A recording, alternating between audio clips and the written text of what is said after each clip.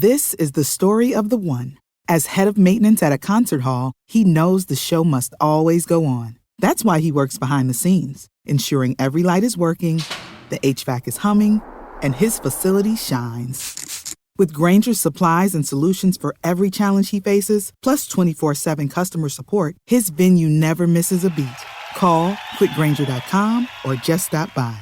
Grainger, for the ones who get it done. You prepared your kids for their first steps. The first day at school, their first dance, that big test, all the wins along the way. With a College Savings Iowa 529 plan, you'll prepare them for even more. Register before May 31st for a chance to win a $1,000 contribution. Visit collegesavingsiowa.com to make the first move toward a bright future. College Savings Iowa. It's how parents get through college. Administered by the State Treasurer of Iowa. This is a podcast from Minute Media. Hashtag no music, no intro. We diving right into it. Didn't plan to record a divisional recap show, but we can't even talk about football, Ryan. We can't even talk about football. Like, I just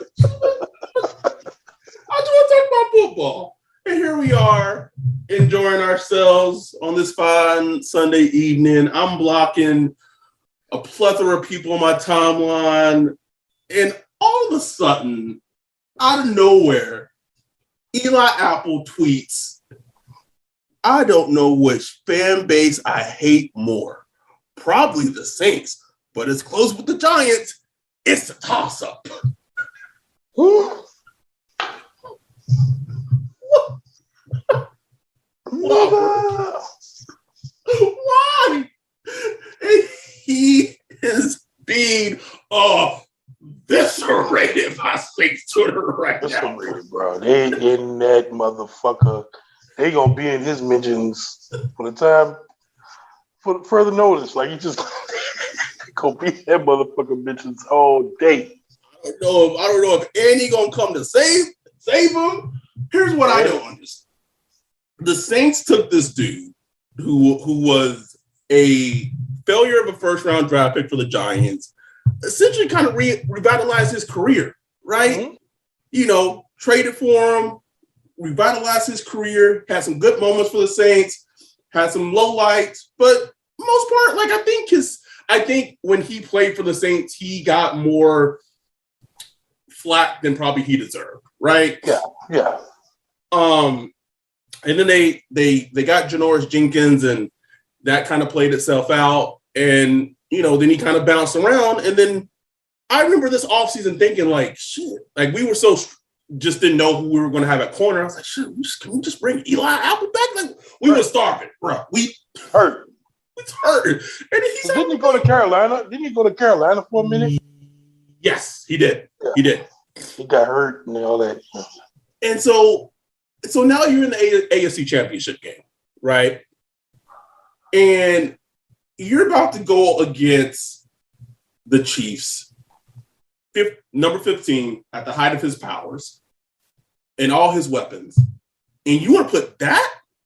And you are easily singled out as the corner that teams try to go after the most. Now, he made a play against the Titans, bro. He won that game for him, right? Won that game for him. But, like, what? I don't get it, bro. Like, I don't get it. Why? Why even put that energy out there? What? I don't know. And you don't want New Orleans. Like, New Orleans, man, we got voodoo, hoodoo, you name it, bro. Like, they out there, they put your name, they put some shit on your dog. Like, I'm just saying. It's just like New Orleans as a fan base and as a city, right? When you treat the city right, we love you to death, bro. Love you, bro. But you become that jilted ex. You don't want it. There's a thin line.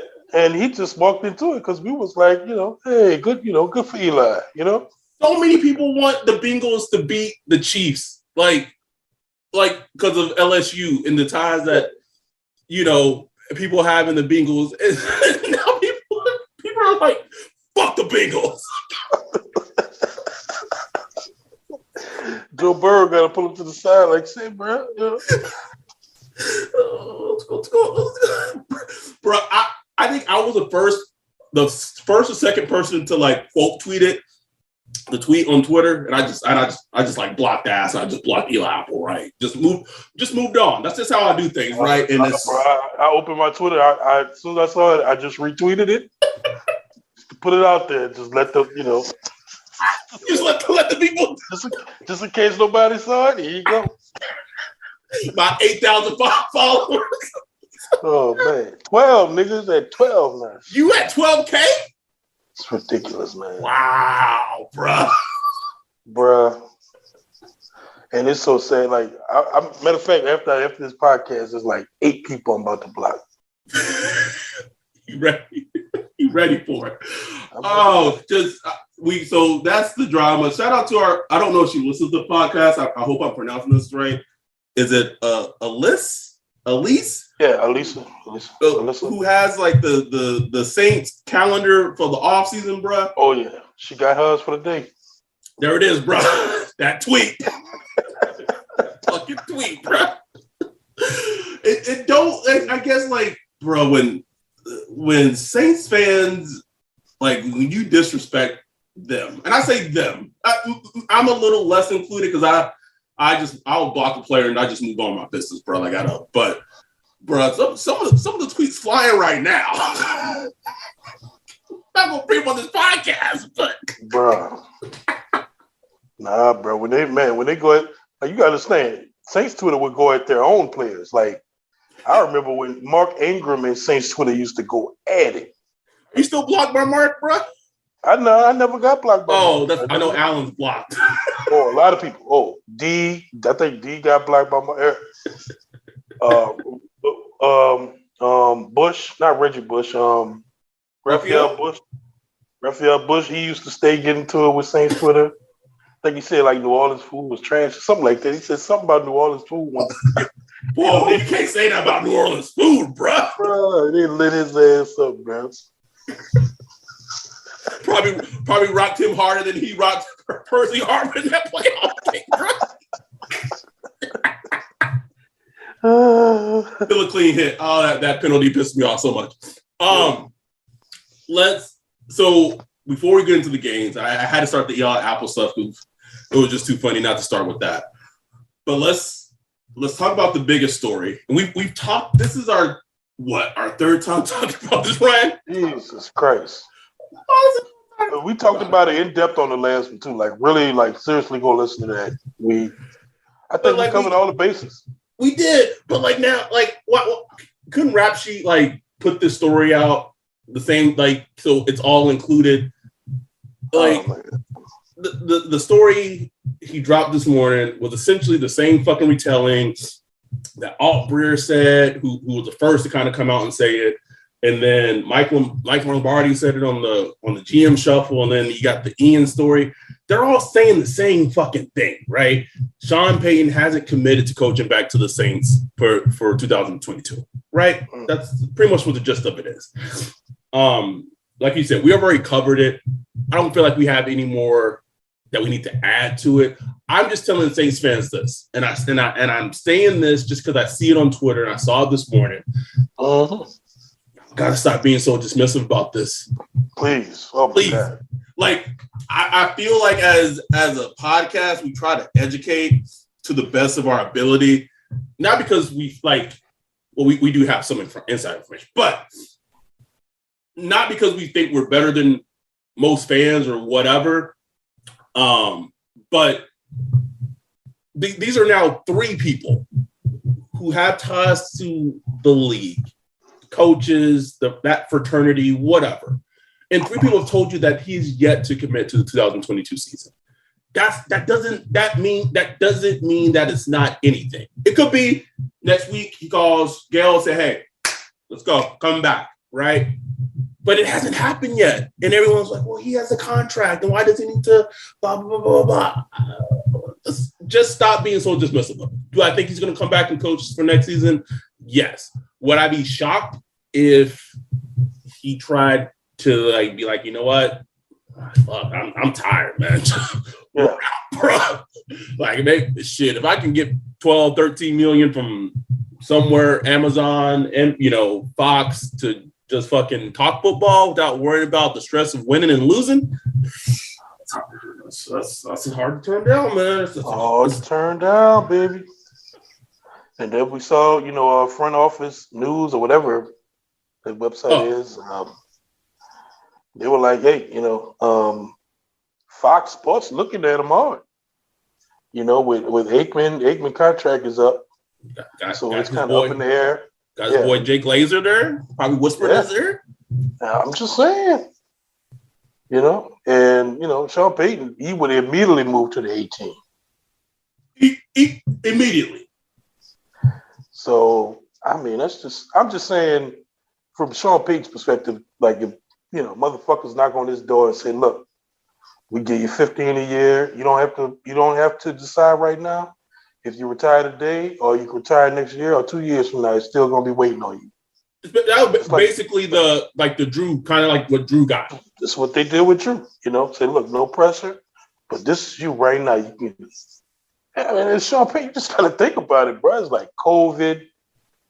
Saints are kind of in this, mid area where they don't exactly need to rebuild, but they need a lot to move forward. It's like you've been coaching 15 years, you're tired, You don't got a quarterback. You ain't got no quarterback. It's like maybe I'll take a break and make money. Like you got a new wife, you just got married 2 years ago. I honestly think if Sean had a quarterback, I think it would be a no-brainer. Like his decision would already be made. But the fact, okay, we gotta fucking talk about this, bro. I don't know what Jameis, Jim Jones, Winston has done to fucking people, but it is absolutely, it is maddening, bro. Like I don't get it. I don't get it, Ryan. And it pisses me off because I actually do like Jameis. You know what I'm saying? And there are like situations where I would argue for him, but they push me to the point where I'm like, what the fuck is wrong with y'all? Like, bro, I tweeted after this, the recent game, the Chiefs Bills game. We tweeted basically similar tweets, except mine was more long. I was like, man, we need a stud QB. That's it. That's what I said. I got so many replies. Jameis, we already got Jameis. I mean, blocked. Jameis the guy. Blocked. I retweeted all of them just so I could know who to go block later. All of them get blocked. I don't know what fairy dust he sprinkled over some of Saints Twitter. And this again, it's like you said, like they are making me more anti-Jameis than I was. I'm not even anti-Jameis. Like, but it's like, can y'all just open your eyes and just for a second, just don't be homers. Just don't have fandom. And like I had some girl I mentioned was like, oh yeah, blah, blah, blah, like Tom Brady had all these. I was like, Jameis had Mike Evans and fucking Chris Godwin, and he did not make the playoffs for the Bucks. Like, bro, I can't. I don't know how you watched the game. So we'll start here in terms of recapping. I don't know how you watched that game, Kansas City, Buffalo, and just be like, fuck, we just bring Jameis back and get him some weapons. Like, this could be us. I don't. And this is not a knock on Jameis. This is not me being anti-Jameis. I just don't know how you can consciously say, we bring Jameis back, he's healthy. And people are like completely dismissing that he has a torn ACL, right? Like, anyway. Yeah. I know Joe Burrow has made a recovery, but still. Like, I don't know how you just look and be like, this could be us. Like, if we had Jameis and we gave him, a receiver and a tight end, like he could be in a shootout against a Patrick Mahomes or whoever. Where's the evidence? I don't know, man. It's driving me. It's driving me crazy. It's a weird thing to the point, like, it's just so weird to me that like I just don't like your opinion means so little to me. Like as like a football opinion. Like I don't even want to talk to you. Like I don't if that's your opinion.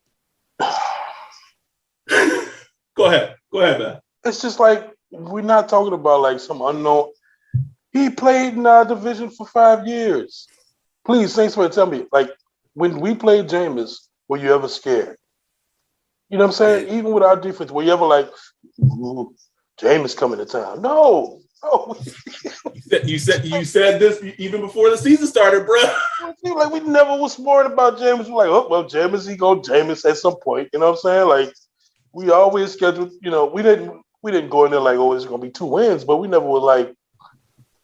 We would never like Jameis. Jameis. Shit. Oh shit! Here we go. They done got Jameis out on us. Like never, bro. And we ran on them for years. So I'm just saying, like, I like Jameis, and in this system, and you put some weapons around him, I think he could be a quality quarterback for the team. While we look for our franchise quarterback, all you need Jameis to be, if Jameis is your argument, he needs to be Jimmy Garoppolo. I mean, I think he's a little better than Jimmy Garoppolo because God damn, he is. And look, man, listen. I mean, I know he had a disastrous game, but you would love him to be Ryan Tannehill. You know what I'm saying? Like, yes, yeah, for sure. You would love him to be that. But the throw he's not even that right now. He's not. The throw he threw to A.J. Brown, bro. Ooh. Lord, bro. I was like, man, that's like a handoff. Right. It was insane. It dropped right in his, like, bloop. And I just wanted to tell Smartin, Titans fans Smartin, because they all Titans fans, like, man, Ryan got to go.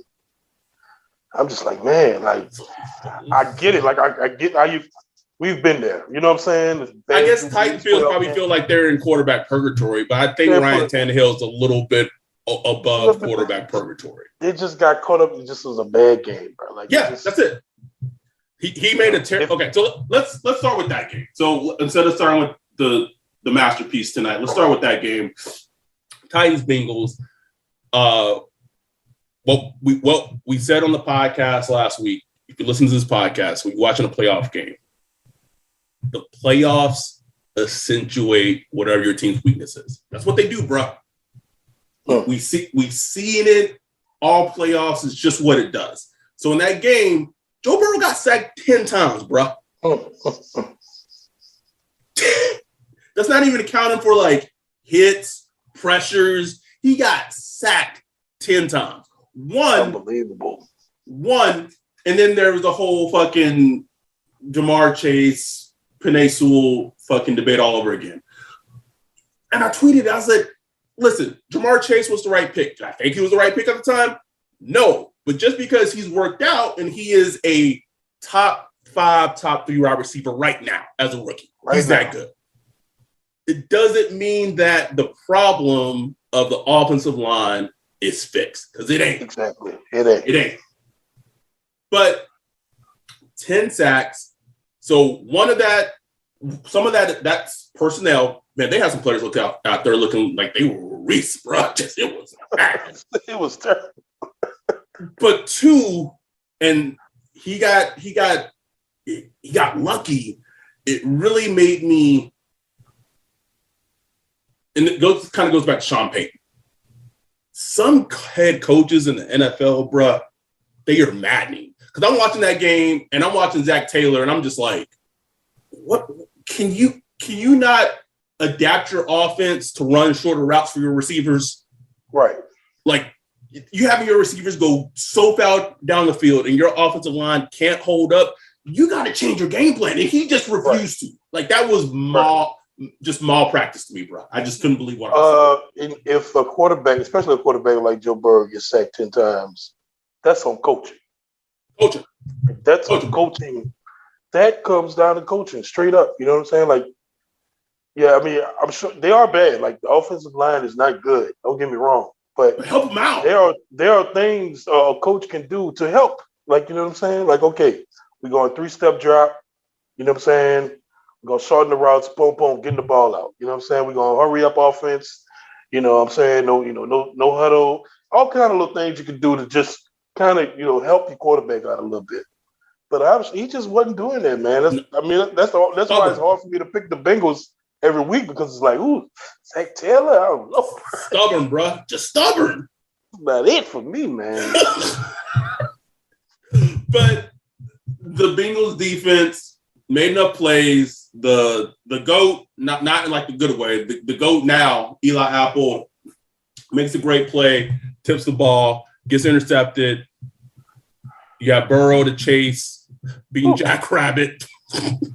Ooh. Say goddamn blueprints all. Just a dime. Just throw dime, bro. Dime. Jackrabbit. Pocket, like they picked the perfect spot. They gave him a beautiful pocket. They did. Stepped into it. It was like a 20-yard, 30-yard throw, get him in field goal range, won the game. And I think, and you tweeted this last night, bruh, I will tell you this. I am so glad these Saints are in this fucking playoffs, bruh. Because when that shit ends and them clocks hit 0. It's such a finality, bro. It's just like, that's it. That's it. Like all this work, training camp, mini camp.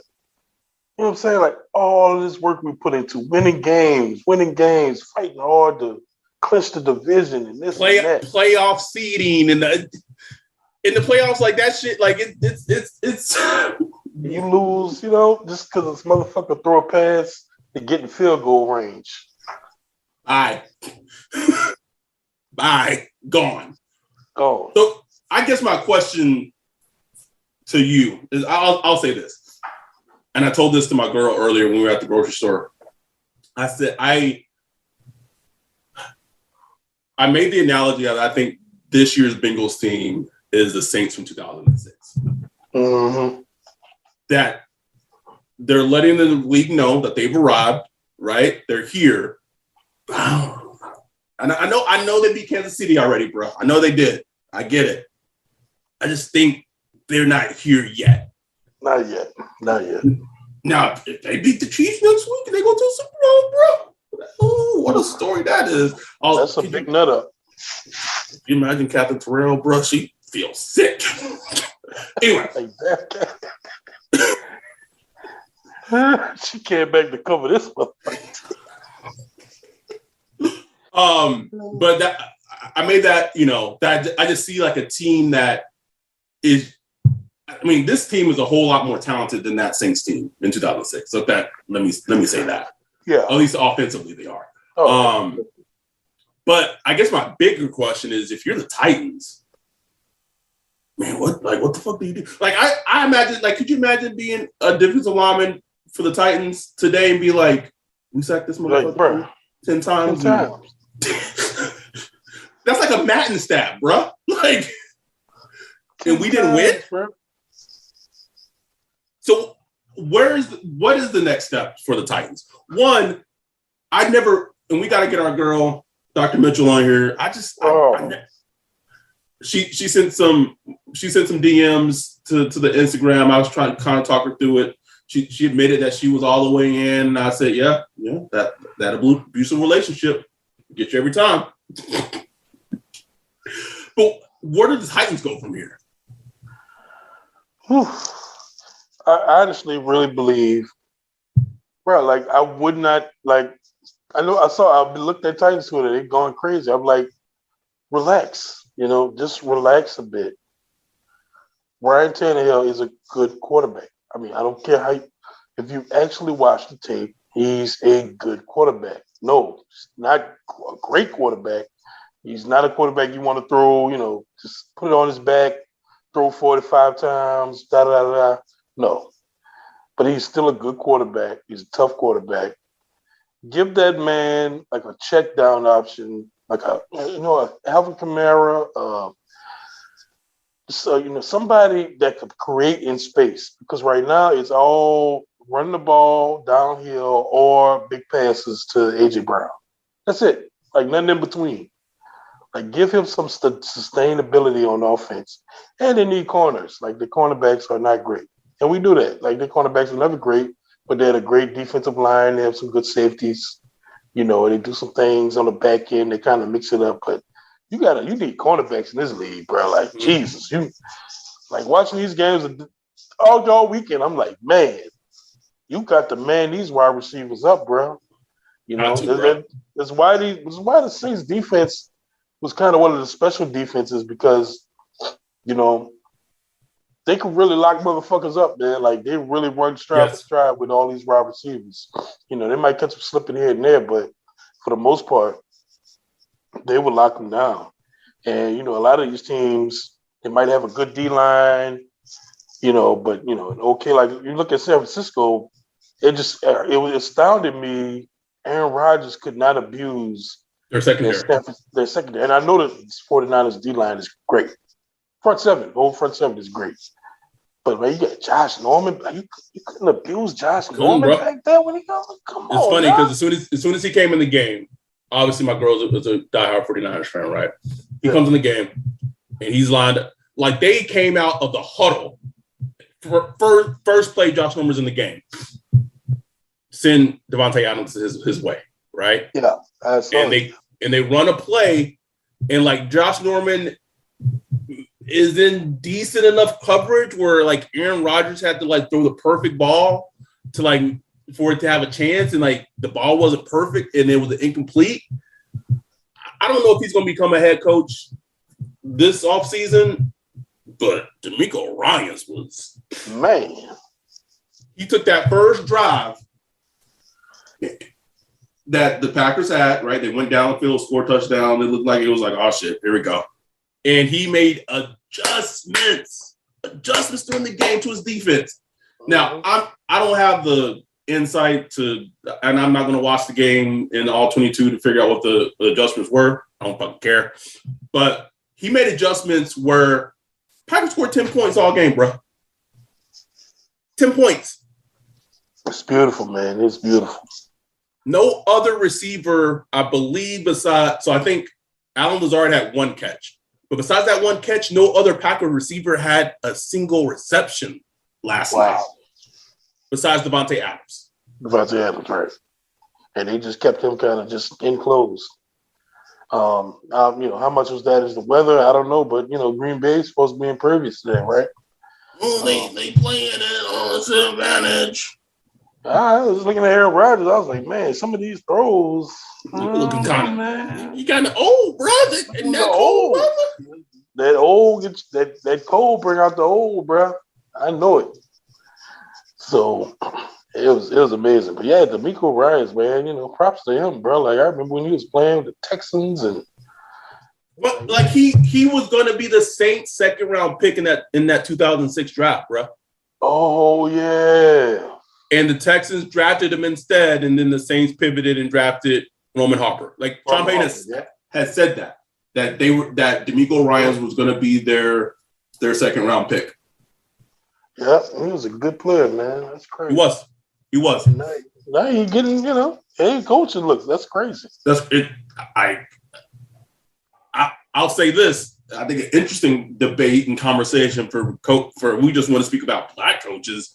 If you're a team, would you rather have, just after what you've seen today, I'll just ask this, or this weekend, I should say, would you rather have DeMeco Ryans, or would you rather have Leslie Frazier or Todd Bowles?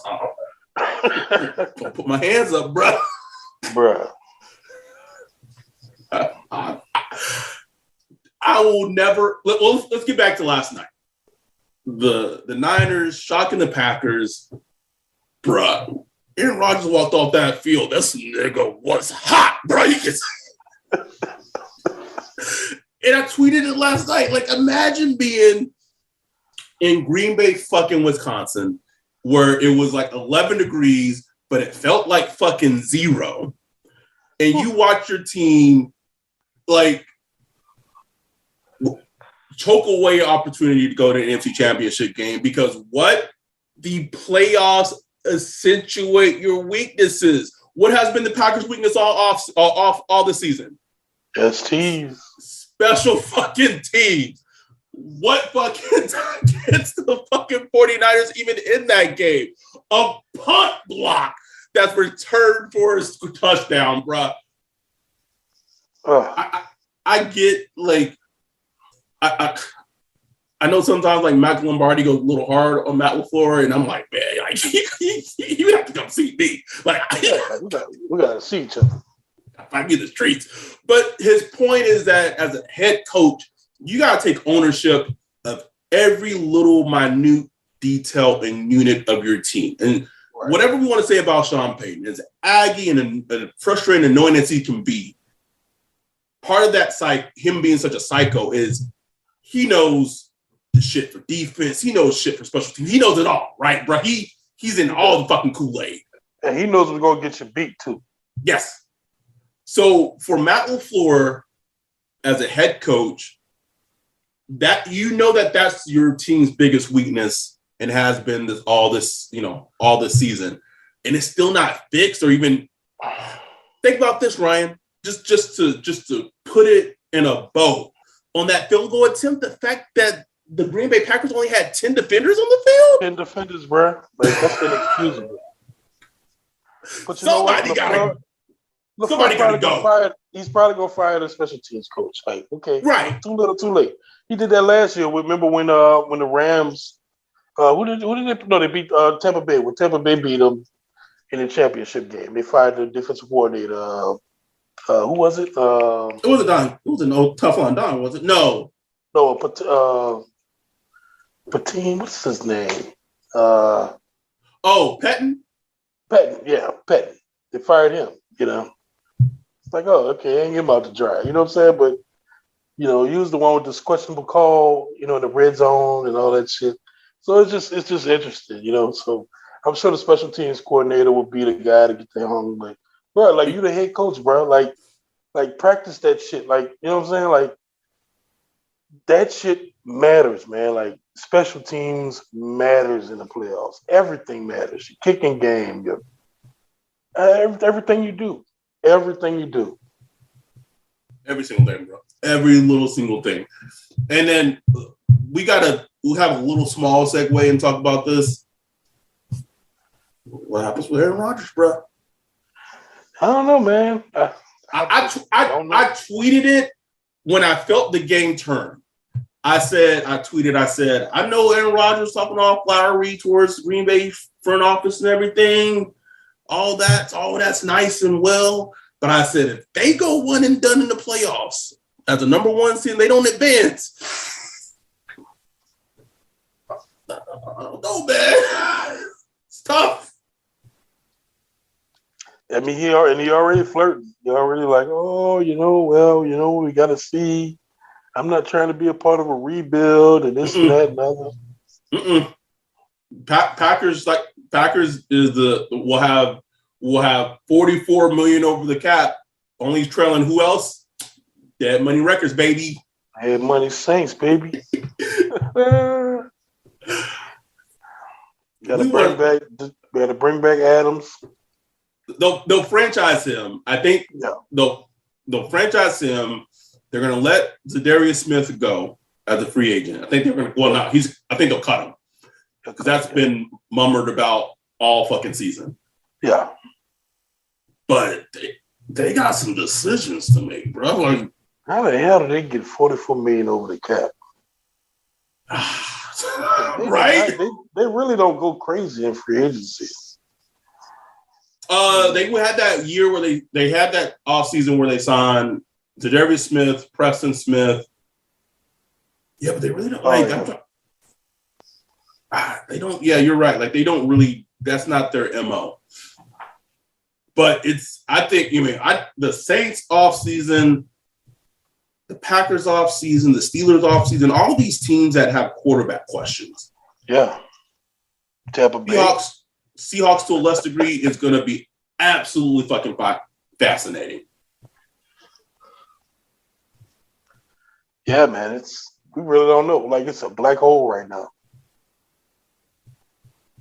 And I would say right now, if Aaron Rodgers returns, I'd put it at 50-50. Easily. I mean, he's 38? Yeah, bro. 38, 39, you know, I mean, and he's a different dude, we know. I don't know. I think he loves the attention. Like I couldn't see it. Oh my God. I couldn't see him retiring, bro.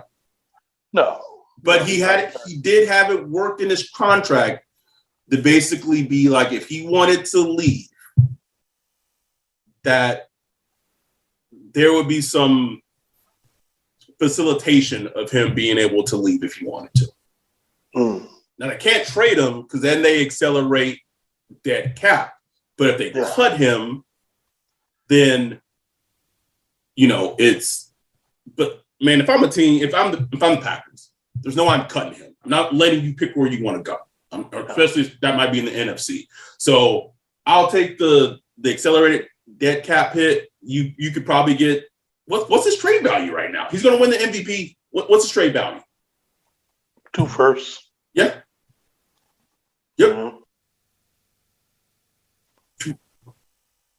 2 firsts in 2 years. You know? There you go. And if you're the Broncos, as an example, that's all you're missing. I mean, that's really it, bro. That's all you're missing. That's it. For Green Bay, the closer it gets to the end, because obviously the end is near. At some point, it just makes sense to like cash in when you can, right? Yes. Yeah. Because right now it's like, what are we doing here? Like, just keep going. Like, what are we doing? Like, just keep going to the fucking edge. Going to the playoffs. Yep. Oh, it's frustrating, man. And I mean, if you're the Packers, I think another thing that has to be frustrating is like you can't even be like, oh well, shit, we can just trade Rodgers and we got our guy Jordan about to come out and turn the whole first round pick, bro. Wasted, man. Wasted. Could he not have used another big time wide receiver yesterday? Talk about it. Tight end or something. I don't know, something. Talk about it, bro. I'm like, oh my God. Wasted first. Their offense, Mercedes Lewis. I'm like, man, Mercedes Lewis been in the league as long as I can remember. Bro, we was talking about him recently on the podcast. As long as I remember, he's been with the Jaguars. Yes. Like a bust. Offseason can't be here soon enough. Let's talk about the games today. It started with just a fucking game of shenanigans in Tampa Bay with the Rams and the Bucks, and it was 27-3, boy. I was like, oh. That motherfucker really tied it up at 27-2, bro. The funny thing was, I guess there's a Bucks fan in my apartment complex, and he like lives downstairs, like in another building, right? But we watch cable or whatever using YouTube TV, and our stream was like ahead of his. So like something would happen, and then like he would have like a delayed reaction of the Bucks did something good, right? So when he was going all crazy during the comeback when fucking Cam Akers fumbled, blah blah, scored a touchdown, game's tied. When them 2 Cooper Kupp plays happen, bro. Didn't hear nothing downstairs, bro. All I heard was, it's fucking over.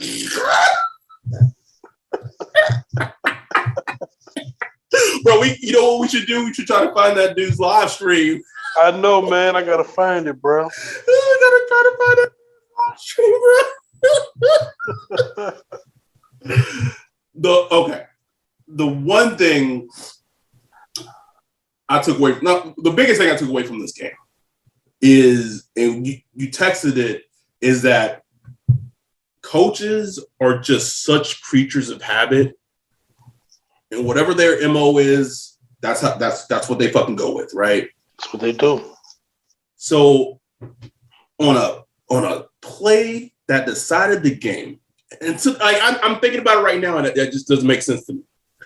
Cooper Kupp is in the slot right now, playing like a top 3 wide receiver in the league. Todd Bowles sends a slot corner blitz. So the cornerback responsible for to guard Cooper Kupp comes on a blitz, and he completely, Todd Bowles, he leaves Cooper Kupp one-on-one with fucking Antoine Winfield Jr., a safety, and he gets cooked. Cooked. And I know. As he would, because he's a safety. Right. I know Stafford eyes just lit up seeing that. Like, yes, please come and blitz me. It was, I just saw it, Ryan. I was like, no. This motherfucker didn't do this. Not this. Oh, man. It also is also, and I still think this, and I tweeted it, Sean McVay's an idiot, bro. Like oh my God. He's a dummy. I don't get him. No, I don't either. At all. But what were your thoughts watching Rams and Bucks? In the beginning, I was like, man, because it flowed like how when the Saints played them. Yep. Where it's like, oh man, they just beating up on Brady, they're getting around his legs, got choppy feet. He's throwing short. He's throwing inaccurate. Tom Brady's going to lose. You know what I'm saying? That's how I'm just looking at it but then, man, it just like the Rams just start allowing them to just come back in, man, look, it's hard. You can't predict because when you run the ball to protect the ball, but then your running back is turning the ball over. It's like, what do? Me personally, I would have went with the hot hand because Stafford was awesome, Jay. He was. Awesome. Like, you got to read the game. Like, you know what I'm saying? Like, I know Stafford has his issues at times where he gives the ball away. I know this. But it's like today, Stafford was hot. He was hot last week. Like, let the boy ball out. Like, I would have just let him rip it until he showed me he's not ripping it. You know what I'm saying? But because they gave the ball away too much, man. He gave the ball away in critical moments. Oh my God, the red zone, like right outside the end zone. It's like, oh my God, just critical. And you just can't keep giving Tom Brady those chances. And bro, like, every time I looked at it, I'm like, oh my God, then they miss a kick, and it's like, oh my God, y'all really gonna let this dude back in, right? That man missed a 47-yard field goal. Short. I've never seen that, bro. I was like, how did he get this short? Like, man, it gotta be Vegas or something, bro. Like, that don't make no sense, man.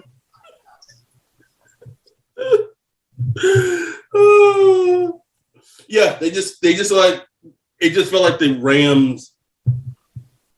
They didn't want to take it, bro. They tried to give the game away. They tried to.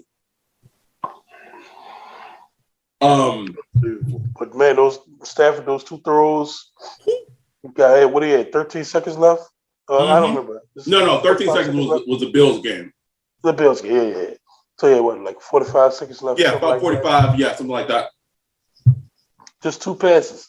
But first, he tried to run the ball, scramble, almost fumbled. He did fumble, almost lost it. But then after that, boom. Then he big play to cut. Oh my God! Like that's like, bruh, like man, that's what you get paid. Like that's literally what they paid. Like Jared Goff wasn't doing those. You know what I'm saying? Like, yep. That's what they gave those picks up. That's why nobody cares about those picks. Whatever. I don't even know what they gave. I can't remember what they gave us for Stafford, but I don't care. It was just first rounder, and probably a little something else. Don't care. You know what I'm saying? Like whatever it was, I don't care. It's like that's what you give up those picks for. That's why when people talk about, I don't want to give up 2 first rounders. I give up 1 and a second. I don't care. Like if you get what you paying for, you don't care, man. Like with a quarterback, you get your franchise quarterback. Doesn't matter, bro. Bro, we've been through this exercise of the podcast. Like, are we trusting these Saints with first round picks at this point? Are we really? No, we ain't. Peyton Turner, Cesar Ruiz, last 2 first round picks. Thank you. Give me a quarterback. Give me a quarterback, like seriously. Right? If I go to Madden and go to the trade finder and put Cesar Ruiz and Peyton Turner and try to like it kind of like scours other teams to see what like the other teams would trade for that. What do you think I'd get? No. What would a video game fucking offer me for fucking Cesar Ruiz and fucking Peyton Turner right now? Like just stop it. It's something about the unknown of a draft pick, though. There's just something about it's the fantasy. That lottery ticket. That lottery ticket is like, man, but this could be it for me, you know. I get it, but on the flip side, you have that first round pick. You don't talk about this game to close out. Bills took him number 10 overall. Oof. Well, Kansas City took him number 10, and then the Bills took Josh Allen number 10. Wait, no, Josh Allen didn't go 10. He went high. Because when that lottery ticket hits, bruh, before we go to that game, there's some mumbles, bro. Speaking of old quarterbacks, there's some mumbling about, maybe Tom Brady. He pulling the Sean Payton, bro. He haven't committed for 2022 for the Bucs. Well, it makes sense, I mean, we just don't know. We don't know with him, but I mean, those losses, man. These losses is like, how much further can this team go? I guess from his point of view, it's like, maybe does he become a quarterback for hire, like an assassin, bro? Just slut himself out there, like no, I don't want to be the Bucs anymore. Let me change it up again. Come to the Saints, I'm just saying, wouldn't be against it. That's where he was coming to before Drew fucked it up for everybody. Maybe he saw the reports today that Sean Payton applied. He's like, man, let me call up Sean. Come get me. Tell him I'm on my way. So let's wrap this up with. And it's funny because I missed a lot of the game, but I saw the end, which I guess is all that really matters. You had this is what Bills Chiefs is 3-2. I don't know 3. This is 3 because they played in the regular season this season. I tweeted it and I was wrong. I said I thought the Chiefs would win because I didn't think Josh Allen was in Patrick Mahomes' tier yet. Man, I must say, bro. Like just the last 2 games of Josh Allen, bad motherfucker, boy. He is, man. He's a bad motherfucker, man. Like that dude today, he put it on his back, bro. Like he was like, I'm not losing this game. He didn't give a fuck. He made. I mean, who's that receiver he was throwing to? Gabriel Davis. Gabriel Davis. Like, I'm like, what the fuck is Gabriel Davis? Like this motherfucker. Like I'm like trade for him. Tomorrow, Saints. Like, you know what I'm saying? Like, that's how good he was. So good, man. Running the ball, physical. Man, it was like my wife, like Bree, she don't know nothing about the Bills. She was like, I never watched the Bills. Which is just, just one of those teams that's just not played on the TV here much. And, and she was rooting for him by the end, man. Just how Josh Allen played. She was like, I really want him to win. And she felt real bad when how the game ended up, just because, like, she could just tell he was playing out of his mind, bro. Out of his fucking mind, bro. Out of his mind. But motherfucking Dawn is on the other side, boy. Like, when you wear the coat, when you wear his coat. Ooh, when the OT hit, I was just like, man, it's all about the coin toss. You got that coin toss, that's it. Let's talk about that. Let's talk about that real quick. Got a lot of takes and opinions about NFL overtime rules. Me personally, maybe I'm old school. This whole Oh, but Josh Allen didn't get a chance to touch the football. Fuck out of here. Can we stop with this participation fucking bullshit? What is this? Like, there are grown men who are 11 players on the fucking defense. I'm sorry, if you can't stop, not even stop them from scoring a touchdown, just hold them to a fucking field goal, and then you give him a chance to get the ball. That's but they it. Like what? Said, don't allow a touchdown. Like that's the barrier we at. That's it. You couldn't do that, and you had what? They started at the 25. You couldn't guard the rest of that. Stop it. We got to stop this. Because we know as Saints fan, they changed the rule because of us. Because of us.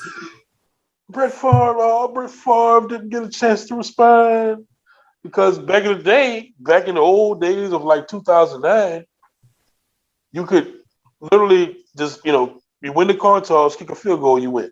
First person who scores wins. Period. That was how it is. Was how it was for years, for the longest, as long as I knew, as long as I can remember.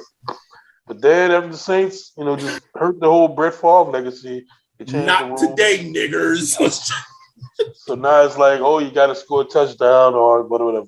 Now that's too much. It's like, oh, well, we should have at least a chance to respond. Like, no, the game has to end at some point. What you're going to end up with is a shitload of tie games if you do that. It's a bunch of ties. Or people want, are people really advocating college overtime rules? When you're playing for 4 or 5 hours. Like, fucking asinine? Are you kidding me, bro? They're already walking dead out there by overtime. Bow up, make a play on defense, and if you don't, you deserve to fucking lose, man. End of the game. And speaking of this, right? Listen, the Bills went. The Bills probably should be playing an AFC Championship game if they didn't go against one of the greatest quarterbacks of all time, right? But I said this on this pod. I didn't believe in them, and a lot of that was because of their defense. I didn't buy into their defense all season. I didn't see it. And maybe I have that bias of that Saints game in my mind, but as long as Sean McDermott has been there, and this is kind of a Leslie Frazier thing too, having a team that is built primarily on zone principles, I don't like using the word soft when it comes to football because there's nothing soft about football, but there's maybe a lack of physicality with teams that play zone defense, right? No, man. Yeah. And so I done seen AK and Mark Ingram have one of the best rushing games of all time against that defense. So, and not much has really changed. Like, it's pretty much the exact same defense, some more speed on the edge, most part, same defense. So you have literally 13 seconds, Ryan. 13 seconds. You don't let them get into field goal range. You go into the AFC Championship. You're hosting the AFC Championship game. Unbelievable. Couldn't do it, bro. They couldn't do it. Couldn't do it. Like, that's the game. That is the game. Like, let's stop. Let's not talk about the coin toss. Let's not talk about overtime. That's the game. They had 13 seconds where they could have got out with a win. AFC Championship game. They couldn't do it. Now the Chiefs are going to their 4th fucking straight AFC Championship game, bro. Wow. Wow. That's crazy.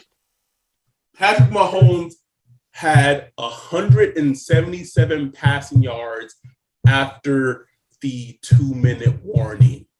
That's crazy. That's nuts, man. I don't know, man. I've run out of superlatives to describe him as a player. Like, I don't have nothing to say, bro. But all I know is if I ever see Sean and I'm wearing our fucking fan-sided polo on and I'm acting in media capacity, I'm gonna go up to that man and be like, you got to walk me through that 2017 draft room, bro. I got to get walked through piece by piece. Piece by piece, bro. I need to know. Next question. Straight like that. Man, it's just dude gonna be around a long time though, bro. I mean, just think about the AFC in general. Mahomes, Allen, Lamar, Burrow, Herbert. So that's a murderer's row of quarterbacks, bro. It just goes to show, man, like team building, bro. When you think of like Justin Herbert, you know, coaching and all that shit matters, man. Like you got to bring all that together. You got to bring it all together. It all has to come together. You know, I worry about Justin Herbert. Somehow Burrow is able. I worry about Burrow too. Just man, like he's gonna keep Zach Taylor employed, isn't he? Oh yeah. He gonna keep him employed too long, man. I'm like, man, give my man Joe Burrow a coach. You know what I'm saying? Like, mix some shit up. You know? Yeah. I think. So I mean, I'll ask you this: Who are we gonna get are we gonna get a rematch, bro? We gonna get Niners and Chiefs all over again? It's looking like it, man. It's looking like it. Like Kyle been dominating McVay six in a row, bro. Dominating them, bro. Like I gotta see otherwise. You know, Rams could have kept them out the playoffs, bro. You know, could have had Saints up in there. I want people to stop with the Rams purposely lost the Niners to avoid the Saints. Can we stop with that? No. Can we please stop with that? This upcoming offseason, not just for the Saints, just in general, this upcoming offseason is going to be absolutely fucking wild. It is, bro. It is going to be, I think the quarterback movement I was expecting last offseason, I don't know if all the quarterbacks that potentially might get moved are going to be moved this offseason, but this is the year, this is the offseason for it. Yes, sir. Brady, Rodgers, Carr, Kirk Cousins, Jimmy G, Russell Wilson, big creep down there in Houston, bro. Like Baker.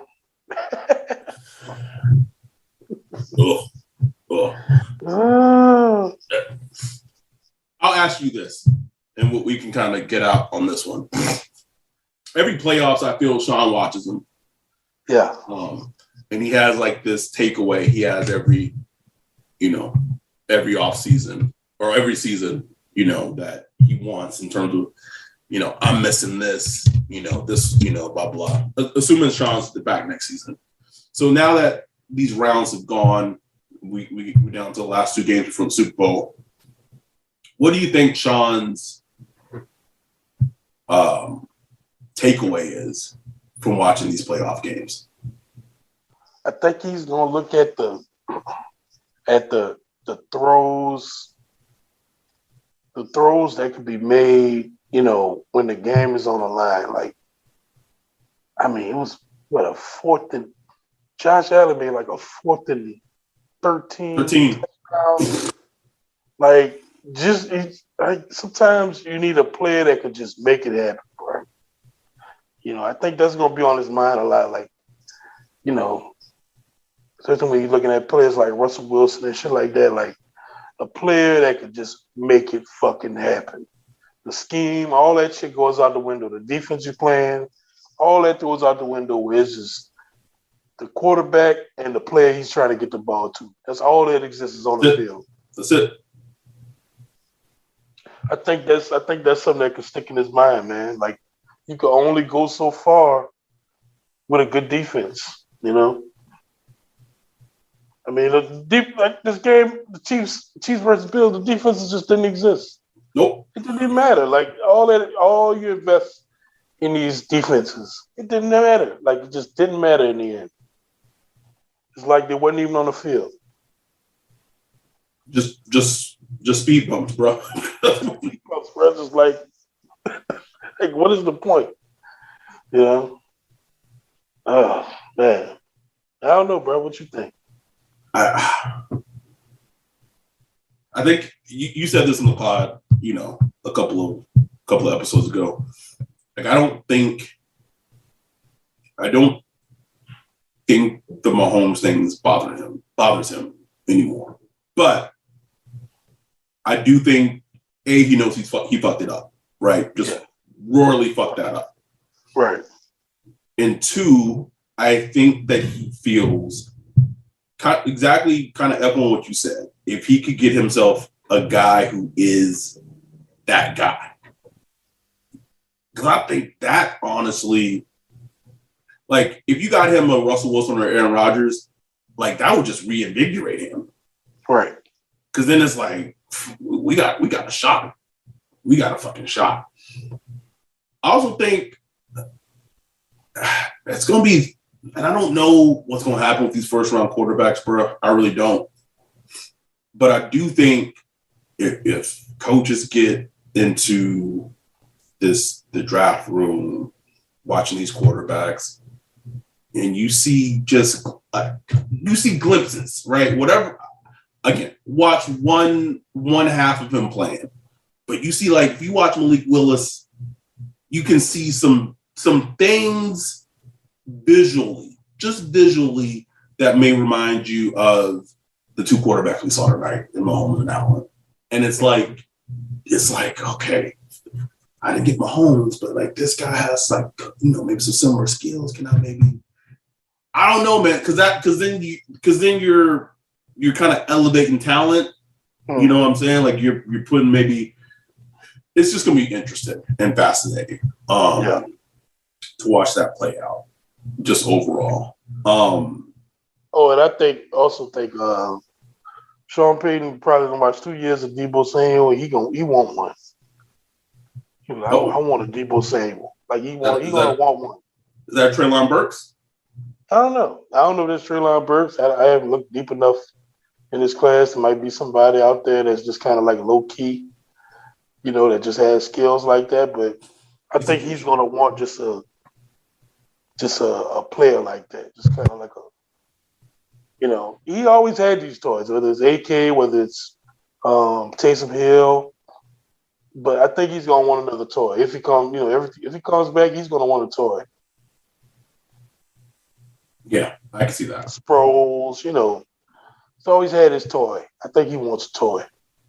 AK not his toy right now. AK has kind of solidified itself to be, you know, he's just, you know, he's a playmaker, but you know, he's running back and all this shit. I think can we go sign Foreman from the Titans? Can we please? Can we sign Leonard Fournette? Can we sign someone? Like it is a sneaky need that the Saints need a second running back. It's a sneaky need, bro. It is very much a sneaky need, bro. Like people ain't talking about it. It's a need. It is on my radar, man. I've been looking at wide receivers, but I'm gonna start on running backs. But like running backs is one of those positions, bro. Like depending on who the running back is, like you could find a running back like in the fourth. You don't have to. Yeah. Oh no, it could be anywhere in the draft. In the draft, undrafted. Bro, where they draft Boston Scott? Round 5. I was like 6? 7. Yeah, running backs can be found. Really quick. I wanted to talk about this is what I wanted the podcast episode to be, but then the football games happened. So you and I have started watching wide receivers, and we're not going to go into a whole thing. We need to start watching prospects. I mean, this time next week, I'm going to be in Mobile, going to be in the hotel room, fucking day before the first, interviews of the Senior Bowl and us actually attending. Just give me your quick thoughts from the receivers that you've seen that you watched thus far? Just quick thoughts. Quick thoughts. I think Jameson is one. Easily to me, he's the number one wide receiver. As far as the Saints go, I still keep going back to Chris Olave. I just feel like he just fits. Fits, bro. Just fits, bro. Treylon Burke is like one of my personal favorites. He's such an intriguing prospect. He's intriguing. The way they use him, you struggle to find like, okay, how does he come off the line, the scrimmage? Is he gonna be able to win immediately? But he be killing the cornerbacks, bro. I'm just saying, like, to me, I look at that talent. I would draft him immediately. Like after Jameson, I'd go get him and figure that shit out. Love him. What's the kid from USC? Drake London. I like him. I think I like him more than most people, bro. Like a lot of people, I don't know. I like him. I like him a lot, man. Like maybe I gotta find the games that make people think like that. But every time I looked at it, I was like, man, this dude gonna put it up. I don't know if he's a wide receiver one. No, I don't think he's a wide receiver one at all. No, but I think I think he's just somebody that's gonna make some big plays, kind of like a T. Higgins, kind of just going, like a What I struggle with him is he's 6'5", and I don't really